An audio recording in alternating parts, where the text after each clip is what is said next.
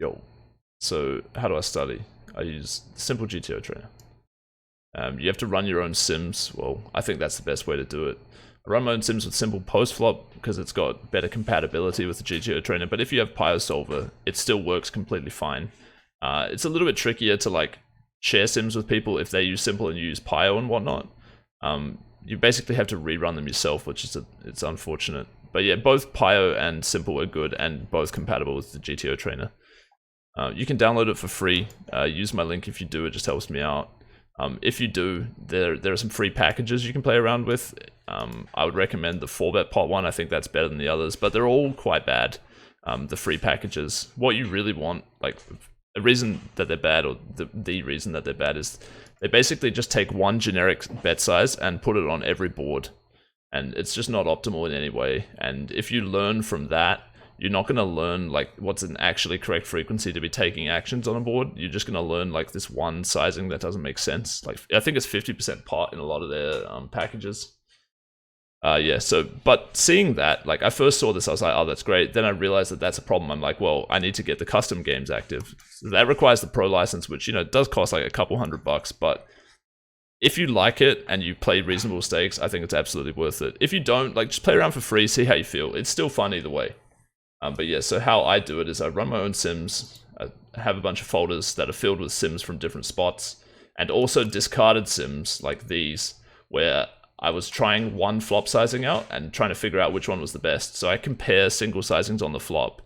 That's like what this is, and you note the EV differences between them, and then you just pick which one has the highest overall EV. I think as a human, you're never going to be able to balance more than one sizing on a flop unless the ranges are super narrow, like it's a 4-bet pot or something like that. Yeah, but these are the ones I've been running recently. So I just ran some MP opens and a cutoff 3-bets. And this is what the trainer looks like. So you go in, it just deals you into the spot. So right now, we could be either player, either the cutoff 3-better or the MP opener. The pot's 19 blinds and we're 92 BB effective.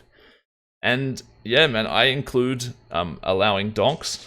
You can choose not to if you think, look, hey, nobody donks. I don't want to play against that, or I don't want to think about donking.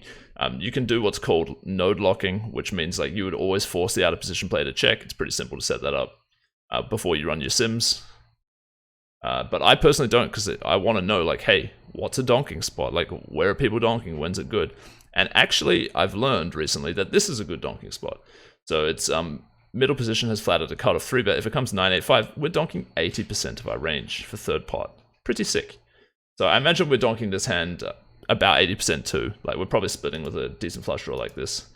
So we click bet, 85.86%. We're betting, 14% checking.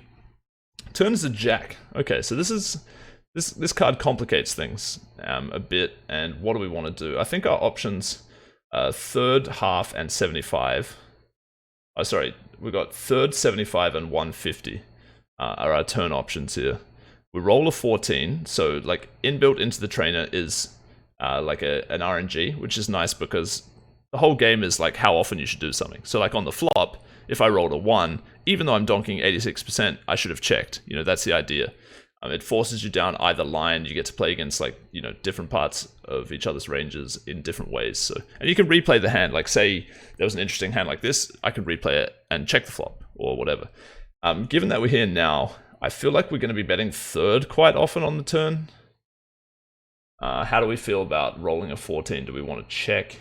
It's kind of tough. It feels tough to like check when we have like the initiative with a pretty good hand in our range. I'm going to bet third. We actually check 65% of the time, which is really surprising. I'm a total fish when it comes to donking. You can see what villain had. Like, it obviously doesn't really matter, but it's just like funny. So like if we go replay hand, you know, you can even just dick around and like try and do stupid shit like when you know what they have and see if they'll bluff like down different lines or anything like that. But yeah, let's just say we check the flop. He checks it back, turns jack. So now we've got our 3 bet sizes again. Like maybe we want to go for an overbet here. We're probably going to use a lot of different sizes, like given the action. But I think an overbet will be one of them. So I try it out, and it's like, no, it's wrong. You never overbet this. So you can click eval, and it'll show you the splits. So after we check back on the flop, the turn, we're supposed to be betting 93% just third pot. We use a tiny amount of a 3/4 pot bet, and we also check 6% of the time. So you can like be like, okay, that was interesting, and then you can just either go play another hand and move on to the next hand, so it's a different board. We could also donk, but we're not going to. Situation, or we can go back. We say we're like, well, that last hand was fucking interesting, so I want to know about this, I want to know about that. Like, what are we supposed to do on the river? You can just click to open Simple Postflop, which is this button down here, and it'll just pull it straight up. And like, maybe we have to be like, oh, well, the turn was the jack of clubs, and the flop action was we lead and they call, and then you can just run. It takes like, you know, the running of Sims for a turn is not very time consuming. And that's what it's doing inside the trainer itself. It's like running the turn. So then we can see, okay, so we're actually going to check this jack. I guess it's kind of a bad card for us, 70%. And when we do bet, when we do bet, like, what do we have? Well, you can see a brief overlay. So this shows, this color means this bet size, and this bet size, and this bet size. So the most commonly used bet is 3/4, it looks like, you know, the lighter green color. And what hands are we doing it with? Okay. So we're still firing off with our sets pretty often. We're still checking them about half the time, though. But some open-enders. We like the open-enders as a bluff on the turn. Our hand, the ace-queen with the flush draw, you can have a look, like click it specifically, and it'll show you the outlay. It's like, okay, check 66%, fire large 23.5%, and fire overbet 3%. And, you know, you can just see, it's like super complicated when you have multiple sizes, because obviously you're not going to get this balancing completely down. I'd say the main takeaway is you either want to check, which you do about 2/3 of the time, or bet, which you want to do about 30% of the time for this sizing, let's say. You know, so you can just like learn something simple like that. But what a sim does is it tries to like spread the EV out to do one thing, maximize it, and also make it so that each decision is kind of a similar EV, provided that you're doing it at the right frequency. So yeah, I'd say, look, this tool is just incredible. You can sit here all day. It'll make you feel like a giant fish, but you'll definitely improve your game just like running through spots. And what you can do with Simple is you can run Sims overnight. So I guess I should just opened it from the base.